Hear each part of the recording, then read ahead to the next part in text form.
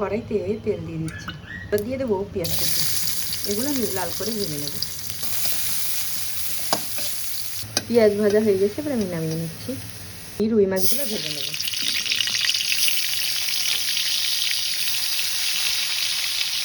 ভেজে নেওয়া হয়েছে, এবার আমি উল্টে দেবো।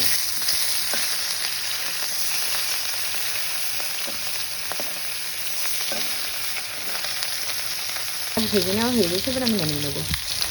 এবার দিয়ে দেবো বেটে রাখা মশলা। এখানে আমি সরিষা, জিরে আর কাঁচামরিচ বেটে নিয়েছি। দিয়ে দিচ্ছি পানি, দিয়ে দিচ্ছি লবণ, দেবো হলুদ, কেটে রাখা আলু,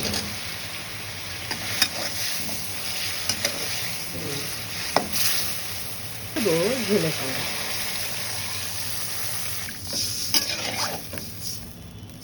এখন আমি ঢেকে দেবো। দেবো ভেজে রাখা পেঁয়াজ বাটা।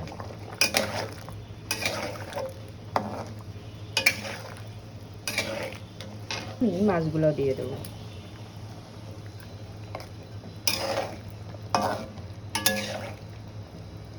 হয়ে গেছে, এবার আমি নামিয়ে নেব। হয়ে গেছে আমার আলু দিয়ে রুই মাছের পাতলা ঝোল। ভিডিওটি যদি ভালো লেগে থাকে তাহলে অবশ্যই লাইক, কমেন্ট, শেয়ার করতে ভুলবেন না। আর আমার পেজে নতুন হয়ে থাকলে পেজটা অবশ্যই ফলো দিয়ে পাশে থাকবেন। আল্লাহ হাফেজ।